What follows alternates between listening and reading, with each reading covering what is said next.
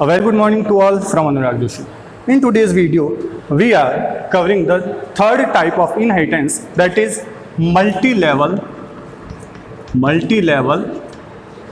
inheritance. So, what is multi-level inheritance? That is when one class gives property to other class, which in turn further provides the properties to another class, then this mechanism is called a multi-level inheritance. So we are see that if I have a class, suppose that is A class, okay. So now in class B, which is a derived class, what we can do, we inherit the property of class A to B. Okay, so that is a single inheritance which we are studied in further videos. Okay, then now if I want to access the properties of this class in a new class, okay, so this class C is access or inherit the attributes of that class B, then this is called multi-level inheritance. इसका मतलब क्या हुआ कि class A की जो properties थी, जो इसके अंदर डेटा मेंबर्स थे, उनको हमने एक्सेस करा था B के अंदर, ठीक है, वो तो कर लिया. अब उसके साथ B के अंदर जो डेटा मेंबर्स हमने नए क्रिएट करे थे, अगर हम उनको भी यूज करना चाहते हैं क्लास C के अंदर, तो वो हमारा क्या कहलाता है, मल्टी लेवल इनहेरिटेंस कहलाता है. चलिए अब इसका एक सिंटैक्स देखते हैं कैसे होता है. सपोज ये हमारी है डेटा टाइप. सबसे पहले इसके आगे जो भी लिखते हैं अपन, एक्सेस मोड, सॉरी क्लास, सब class, okay, then that in that public base class comma public base class. Okay, तो हमने यहाँ पे क्या करा था, क्लास सबसे पहले कौन सी बनाई थी, हमने बनाई थी क्लास ए. तो सिंटैक्स इस तरह से होगा, class A, then here in class B we have to write public of A, okay, then in class C we have to write if public of B, okay, and here we end our class. And this is the syntax of a multi-level inheritance. ठीक है, so now we understand that by the help of a simple program, that how it works.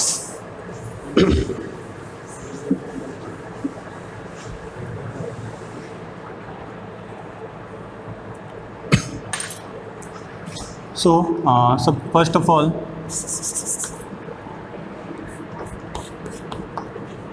I have to include header files, that's iostream.h, which stands for input output stream, and another one is has include conio.h for console input output.h. okay, after that I have to create a class of name vehicle. Okay, in that class what we have to do, we have to create a member function or data member. So here I create a member function VEH. Okay, in that I have to write anything, so I have to write a cout. This is class vehicle, okay, and here I close that class vehicle. Okay, after that I have to create another class of name 4wheel. So here I have to create another class, that is class 4wheel, and in that class I have to inherit the properties of that vehicle class. So how can we inherit? We have to normally use a colon, then in that I have to write public and the base class name. What's the class name of the base? That is vehicle. I have to write vehicle. Okay, in that I have to create another member function of that. So I have to write a wheel function, void wheel function. In that I have to print this is class 4 wheel. Okay, then I have to now अब देखें, अब अगर मैंने सबसे पहले क्या करा, एक क्लास बनाई व्हीकल, ठीक है, दूसरी बनाई मैंने 4 व्हील. अब इसके अंदर मैंने क्या करा, इसके फंक्शन को एक्सेस करना था, तो इसलिए मैंने इसको यहाँ पे क्या करा, इनहेरिट कर लिया पब्लिक व्हीकल करके. अब मैं क्या चाहता हूँ, एक ऐसी क्लास बनाना चाहता हूँ जिसके अंदर अगर मैं इस 4 व्हील फंक्शन जो मैंने बनाया, व्हील फंक्शन, अगर इसको एक्सेस करना चाहता हूँ, तो अगर मैं यहाँ पर वो इनहेरिट करूँगा तो वो मेरा क्या कहलाएगा, मल्टी लेवल कहलाएगा. ठीक है ना, इसको आपको ध्यान से समझना है. अब क्या करना है, मैं वापस आपके यहाँ पे देखिए एक क्लास बनाते हैं नई. जैसे मैंने बनाई 4 व्हील हो गई, कोई बना लीजिए क्लास बनाई मैंने कार नाम की, ठीक है. In that I have to inherit the properties of that 4 wheel. So how I can access that public 4 wheel. Okay, in that I had to write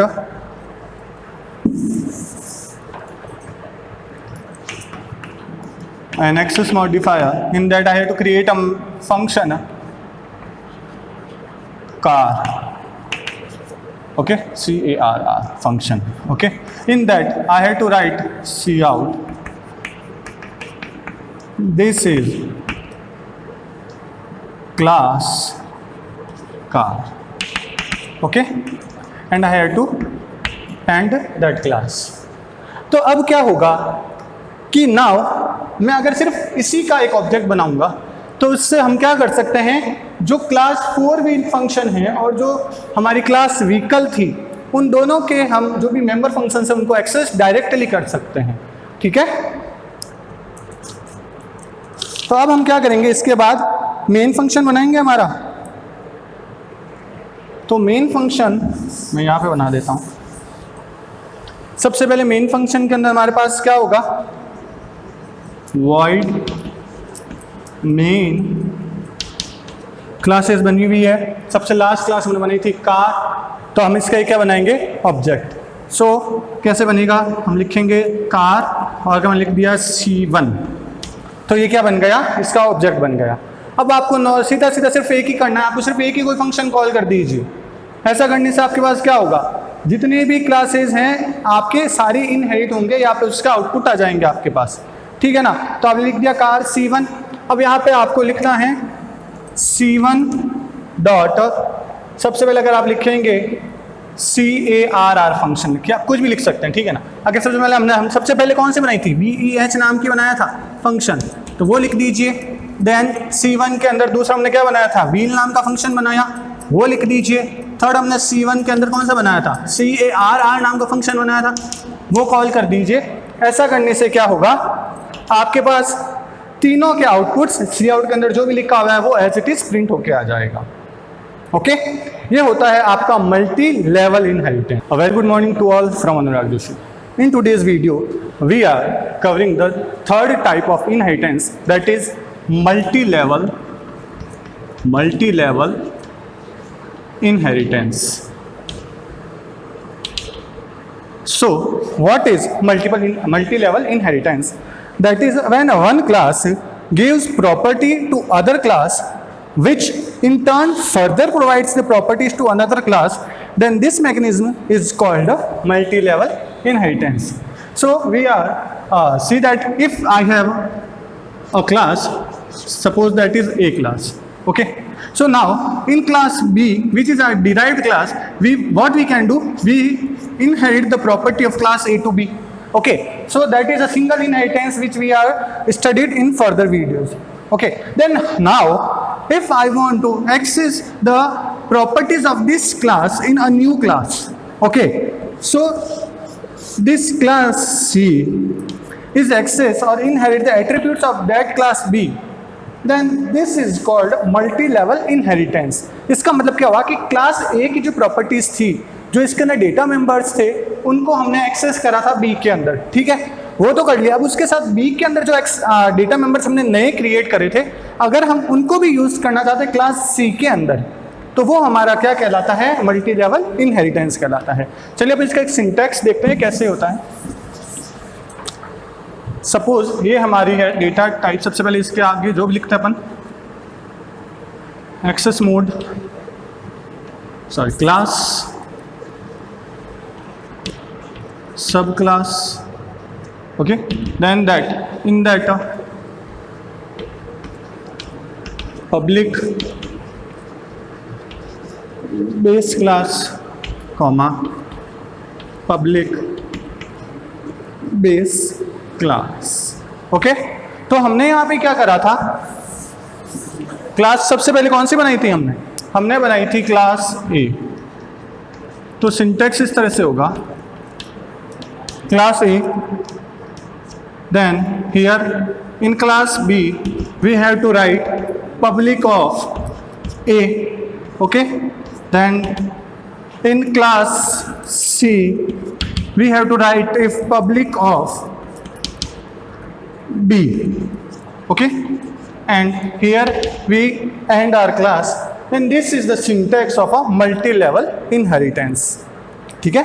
तो now we understand that by the help of a simple program, that how it works.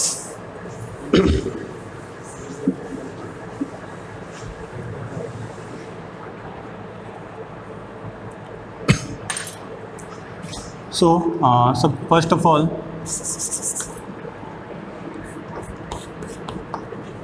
I have to include header files, that's iostream.h, which stands for input output stream, and another one is has include conio.h for console input output.h, okay। After that I have to create a class of name vehicle, okay। In that class what we have to do, we have to create a member function or data member. So here I create a member function veh, okay। In that I have to write anything, so I have to write a cout, this is class vehicle, okay, and here I close that class vehicle, okay। After that I have to create another class of name 4wheel. So here I have to create another class, that is class 4wheel, and in that class I have to inherit the properties of that vehicle class. So how can we inherit?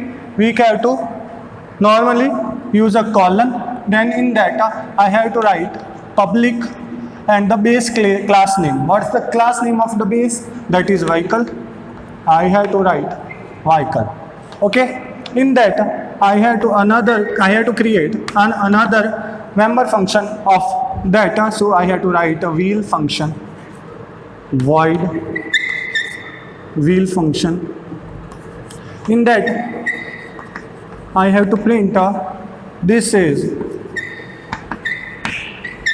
class 4wheel, okay। Then I have to now, अब देखें, अब अगर मैंने सबसे पहले क्या करा, एक क्लास बनाई व्हीकल, ठीक है, दूसरी बनाई मैंने 4wheel। अब इसके अंदर मैंने क्या करा, इसके फंक्शन को एक्सेस करना था, तो इसलिए मैंने इसको यहाँ पे क्या करा, इनहेरिट कर लिया पब्लिक व्हीकल करके।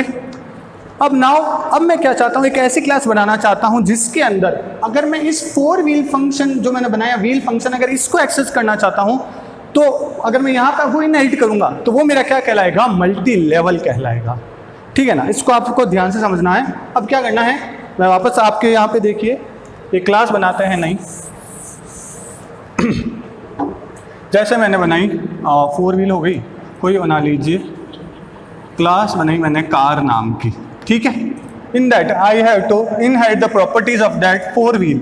So how I can access that public four wheel? Okay, in that I have to write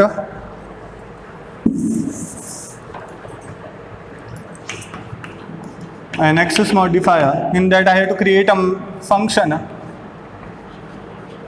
car. Okay, CARR function. Okay, in that I have to write cout. This is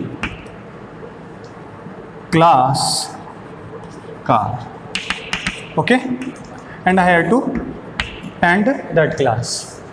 तो अब क्या होगा कि now मैं अगर सिर्फ इसी का एक ऑब्जेक्ट बनाऊंगा तो इससे हम क्या कर सकते हैं, जो क्लास फोर व्हील फंक्शन है और जो हमारी क्लास व्हीकल थी उन दोनों के हम जो भी मेंबर फंक्शन है उनको एक्सेस डायरेक्टली कर सकते हैं.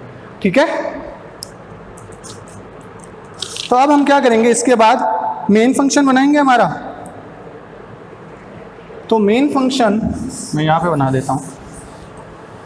सबसे पहले मेन फंक्शन के अंदर हमारे पास क्या होगा, void मेन क्लासेस बनी हुई है. सबसे लास्ट क्लास हमने बनाई थी कार, तो हम इसका क्या बनाएंगे, ऑब्जेक्ट. सो कैसे बनेगा, हम लिखेंगे कार और हमने लिख दिया C1. तो ये क्या बन गया, इसका ऑब्जेक्ट बन गया. अब आपको सीधा सीधा सिर्फ एक ही करना है, आपको सिर्फ एक ही कोई फंक्शन कॉल कर दीजिए. ऐसा करने से आपके पास क्या होगा, जितने भी क्लासेस हैं आपके सारे इनहेरिट होंगे या फिर उसका आउटपुट आ जाएंगे आपके पास. ठीक है ना, तो आपने लिख दिया कार C1. अब यहाँ पे आपको लिखना है C1 डॉट, सबसे पहले अगर आप लिखेंगे CARR फंक्शन, क्या कुछ भी लिख सकते हैं. ठीक है ना, अगर सबसे पहले हम सबसे पहले कौन से बनाई थी, VEH नाम की बनाया था फंक्शन, तो वो लिख दीजिए. देन C1 के अंदर दूसरा हमने क्या बनाया था, व्हील नाम का फंक्शन बनाया, वो लिख दीजिए. थर्ड हमने C1 के अंदर कौन सा बनाया था, CARR नाम का फंक्शन बनाया था, वो कॉल कर दीजिए. ऐसा करने से क्या होगा, आपके पास तीनों के आउटपुट्स सी आउट के अंदर जो भी लिखा हुआ है वो एज इट इज प्रिंट होके आ जाएगा. ओके, ये होता है आपका multi level inheritance. We are talking about hierarchical inheritance. It means in hierarchical inheritance, if more than one class is inherited from the base class, then it is called a hierarchical inheritance. समझना कैसे, अगर हमारे पास एक base class है, class A. Okay, this is our base class. अगर इसकी properties दूसरी क्लास इनहेरिट करती है, जैसे क्लास बी, वो क्या कहलाती है, आपकी डिराइव्ड क्लास. यहाँ तक तो हमने अभी पढ़ा ही था. ठीक है ना, ये इनहेरिटेंस हमने ये तब पढ़ चुका. अब हियरार्किकल इनहेरिटेंस क्या कहता है कि अगर एक ही बेस क्लास की प्रॉपर्टीज को more than one derived classes can access, then it is called hierarchical inheritance. मतलब अब यहाँ पे एक और क्लास बन गई, जैसे समझ लीजिए अब क्लास C है, वो भी इस क्लास A की प्रॉपर्टीज को इनहेरिट कर रही है. ठीक है, एक क्लास मैंने और बना दी, क्लास D. ये क्लास भी इस क्लास A की प्रॉपर्टीज को अपने क्लास के अंदर इनहेरिट कर रही है. तो ये आपका क्या कहलाता है, हियरार्किकल इनहेरिटेंस. ठीक है ना, ये इसका ऑपोजिट है. इससे रिलेटेड हमने क्या पढ़ा था, हमने मल्टीपल इनहेरिटेंस पढ़ा था. इससे रिलेटेड मल्टीपल इनहेरिटेंस के अंदर क्या हो रहा था, मल्टीपल इनहेरिटेंस के पास उसके अंदर हमारे पास दो बेसिस क्लास थी, ए और बी, और उन दोनों में से एक ए और बी, और उसमें से सी क्या कर रहा था, एक्सेस कर रहा था. बट ये उसका उल्टा है हियरार्किकल. इसके अंदर क्या है, क्लास बेस क्लास तो एक ही है, बट इसकी प्रॉपर्टीज को एक्सेस करने वाली अलग अलग क्लासेज हैं. तो मतलब डिराइव्ड क्लासेस एक से ज़्यादा हो गई, वो आपकी क्या कहलाएगी, हियरार्किकल इनहेरिटेंस कहलाएगा. ठीक है ना, इसका सिंटैक्स देखते हैं अपन.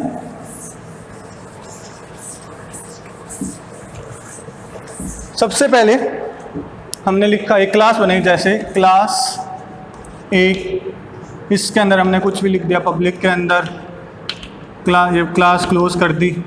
नाउ मैंने बनाई क्लास बी. इस क्लास बी के अंदर मैंने क्या करा, इनहेरिट करा ए को. तो कैसे करते हैं हमको पता ही है, मैंने लिख दिया पब्लिक ए, और इस क्लास बी के अंदर कोई भी स्टेटमेंट्स लिखता हूँ. फिर एक और क्लास बना दी मैंने, क्लास सी. उसके अंदर भी मेरे को क्या करना है, क्लास ए की प्रॉपर्टीज़ को यहाँ इनहेरिट करना है. तो वापस क्या लिख दिया, पब्लिक ऑफ ए, ठीक है, क्लास क्लोज हो गई। अगर इस तरह से हम काम करते हैं, ये हमारा क्या है, हियरार्किकल इनहेरिटेंस का सिंटैक्स है ये, ठीक है ना। चलिए अब हम प्रोग्राम की बात करते हैं कि इसके अंदर प्रोग्राम कैसे काम करेगा। कहाँ है चौक, ये रही, चलिए। काफ़ी इजी टॉपिक है, कोई घबराने की ज़रूरत नहीं है, नहीं समझ में आए पूछते रहना। हम क्या कर रहे हैं, एक नया प्रोग्राम बना है हियरार्किकल इनहेरिटेंस का। सबसे पहले ये तो आपको पता ही है, तो आप ये इंक्लूड करते रहना दोनों हेडर फाइल्स, या मैं ही कर देता हूँ, iostream.h, next is conio.h. Okay, now I have to create a class A. In that public I have created two variables. Okay, so first one is integer x, second one is integer y. These are our data members. आपको वैसे तो याद ही होगा ये क्या है, हमारे data members हैं। सेकेंड हम इसमें क्या बनाते हैं, मेंबर फंक्शन, ठीक है। तो अब मैं यहाँ पे क्या करता हूँ, एक मेंबर फंक्शन भी बना देता हूँ। मैं बनाता हूँ void get डेटा नाम का एक फंक्शन बनाता हूँ, मेंबर फंक्शन है ये। इसके अंदर मैं x और y की वैल्यूज़ प्रिंट करवाना चाहता हूँ, ठीक है। तो हम क्या करते हैं, सी आउट डबल कोट्स के अंदर मैं लिखता हूँ enter values of x and y, okay. और सी इन के अंदर इन दोनों की वैल्यूज़ ले लेता हूँ मैं। यहाँ तक कोई प्रॉब्लम नहीं है, ये क्लोज हो गया। और ये हमारी जो क्लास ए है उसको भी हमने क्लोज कर दिया। यहाँ तक कोई प्रॉब्लम नहीं है ना। क्या अगर हमने डेटा मेंबर्स बनाए, ये क्या है, मेंबर फंक्शन, यहाँ पर लिख देते हैं अपन, ये है हमारा मेंबर फंक्शन, ओके। और इसके बाद इस मेंबर फंक्शन के अंदर मैंने सी आउट और सिन के अंदर वैल्यूज़ लिख दी। अब मैं क्या करता हूँ, नेक्स्ट क्लास बनाता हूँ, एक क्लास बी। इनहेरिट करने मेरे को इसकी प्रॉपर्टीज़ लिखने का तरीका आपको पता ही है, पब्लिक ए। इसके अंदर मैं क्या करता हूँ, मेरे को ये दोनों एक्सेस करना है ना, तो मैं सीधा से इसमें एक मेंबर फंक्शन बनाता हूँ। पब्लिक के अंदर मैं बना देता हूँ जैसे प्रोडक्ट नाम का, मेरे को इन दोनों का मल्टीप्लिकेशन करवाना है। तो मैंने एक प्रोग्राम बनाया, एक फंक्शन बनाया प्रोडक्ट। इसके अंदर मैंने सी आउट के अंदर लिख दिया product of x and y is, और x मल्टीप्लिकेशन y, ओके। ये क्लोज कर दिया। इसमें आपको कोई प्रॉब्लम तो नहीं है ना। अब क्यों, देखिए मैंने यहाँ पे सिर्फ एक फंक्शन नहीं बनाया, मैंने यहाँ पे वापस से x और y नाम के दो डेटा मेंबर्स बनाने की जरूरत नहीं है, क्योंकि हमने यहाँ बना रखे हैं। तो हम यहाँ से सीधा इनको एक्सेस कर सकते हैं ना। तो ये होती है इनहेरिटेंस की खासियत कि अगर आप अलग अलग क्लासेस बनाते हैं तो उसके अंदर आपको अगर कोई एक ऐसे वेरिएबल्स हैं जो 2-3 जगह यूज़ आ रहे हैं, तो उनको आपको अलग से हर बारी बनाने की ज़रूरत नहीं पड़ती। आप एक बारी बनाया, उनकी जो भी प्रॉपर्टीज़ हैं इनको अपनी क्लास का इनहेरिट कर लीजिए, और आपको सिर्फ जो आपका ऑपरेशन है वही परफॉर्म करवाइए, ठीक है ना। यहाँ तक कोई दिक्कत नहीं है। ये आप समझ सकते हैं, सिंगल इनहेरिटेंस जैसा ही लग रहा होगा अब आपको। अब हम किसकी बात कर रहे हैं, हियरार्किकल की ना। तो इसका मैंने आपको क्या बताया था कि 2 या 3 डिराइव्ड क्लासेस अगर एक ही बेस क्लास को एक्सेस करते, हमारी क्लास ए क्या है, बेस क्लास है ना भैया, ये तो हमको पता है। अगर इसको एक्सेस करती है तो वो क्या कहलाता है, हियरार्किकल। तो एक तो मैंने बना लिया। अब मैं एक और क्लास बना देता हूँ, समझिए। अब मैंने यहाँ पे एक और क्लास बना दी, क्लास सी। और अगर मैं यहाँ पे अब क्या लिख देता हूँ, वापस public of A, it shows that it is our hierarchical inheritance. In that I have create another function of sum name, okay. So here I have to write void sum function.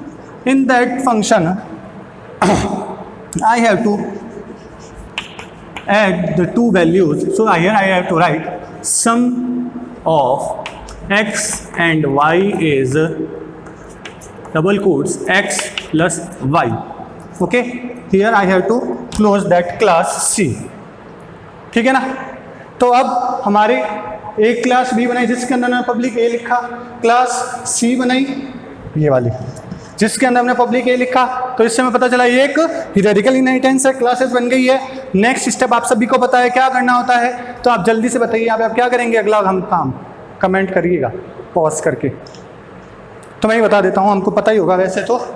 Next हमको क्या करना होता है, main function बनाना होता है जिसके अंदर हमें ऑब्जेक्ट क्रिएट करना होता है। जब तक ऑब्जेक्ट क्रिएट नहीं करेंगे क्या नहीं होगा, रैम के अंदर मेमोरी एलोकेट नहीं होगी और उसका क्लास का कोई मतलब ही नहीं। तो यहाँ पे मैं वापस अब लिख देता हूँ इंट मेन। सबसे पहले हमारी क्लास कौन सी है यहाँ पे, क्लास सी। तो सी और मैं लिख देता हूँ obj। तो obj मेरा क्या बन गया यहाँ पे, ऑब्जेक्ट बन गया। तब इसके अंदर इसके बाद हम क्या करते हैं, उसको एक्सेस करवाना है। तो यहाँ पे एक तो हमारा एक ऑब्जेक्ट बन गया obj जो सी का है। अब यहाँ पे हमने b का भी तो लेना है, तो हम क्या लिखेंगे b obj1। ओके, क्योंकि दो क्लासेज हैं अलग अलग है ना, उन दोनों के हम मेंबर फंक्शन एक्सेस करवाना चाहते हैं। तो इसलिए हमने एक के लिखा सी obj और एक के लिख दिया b obj1। ठीक है। तो अब अगर मैं इनके डेटा फंक्शंस को कॉल करवाता हूँ तो क्या लिखूंगा, obj1 dot gate data function. Okay, dot दूसरा लिखता हूँ obj1 डॉट क्लास बी के अंदर हमने क्या बनाया, प्रोडक्ट फंक्शन, तो उसको कॉल करवाएंगे। तो मैं लिख देता हूँ प्रोडक्ट।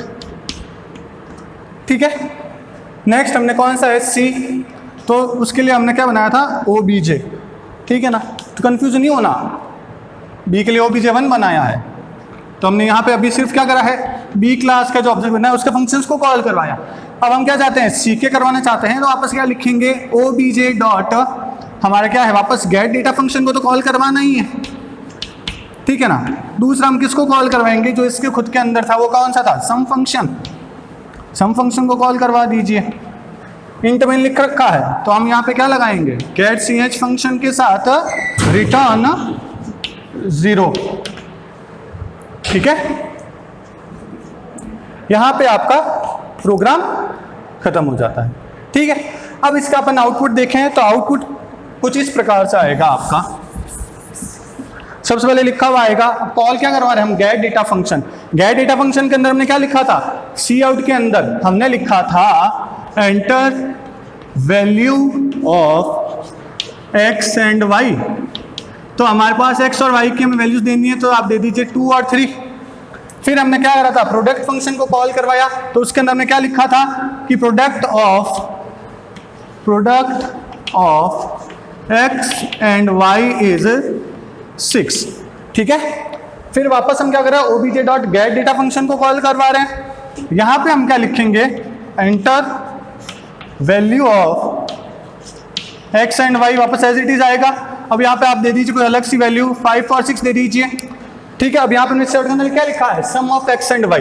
तो वापस यहाँ लिखा हुआ आएगा sum of x and y is दोनों का सम 11। ओके।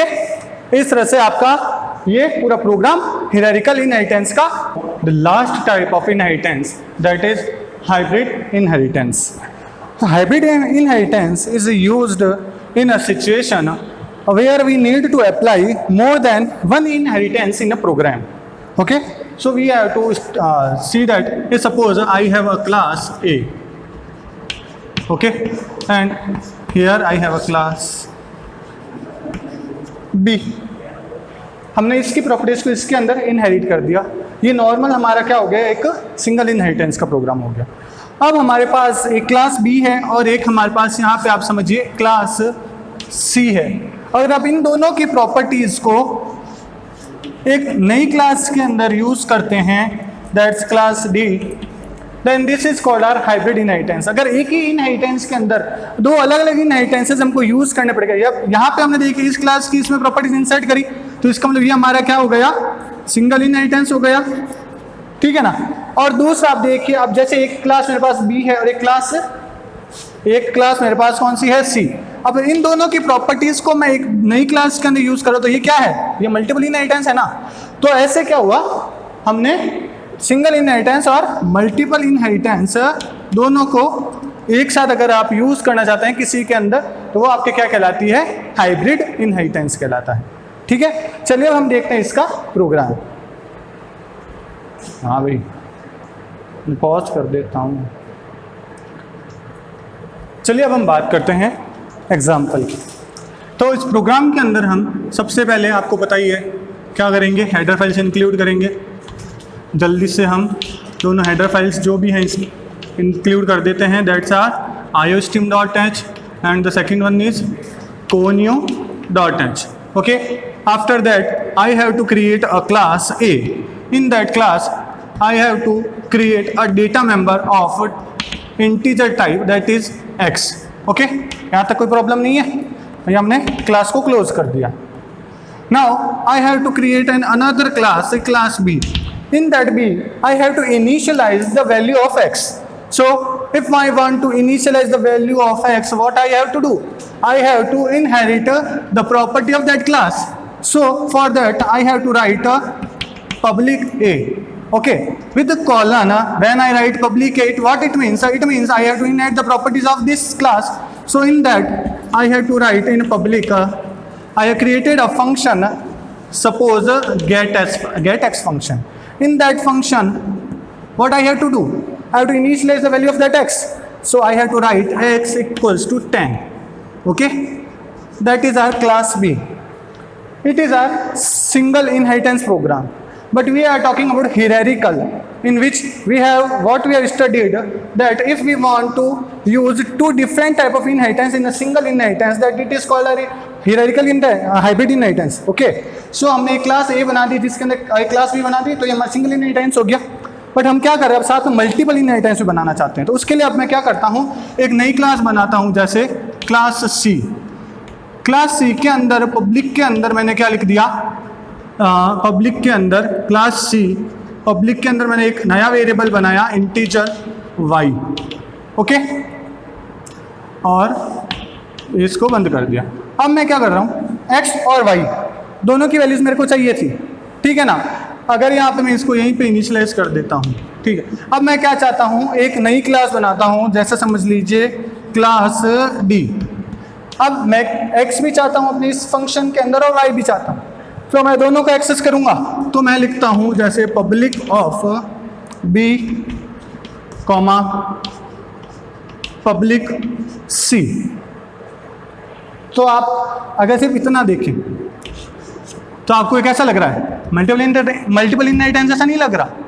हम एक क्लास लेते थे, दो अलग अलग बेस क्लास के प्रॉपर्टीज उसमें यूज़ करते थे, तो ये वही है।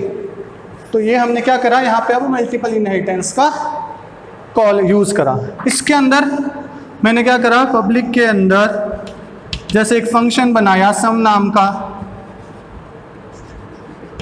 वर्ड सम नाम का फंक्शन बनाया।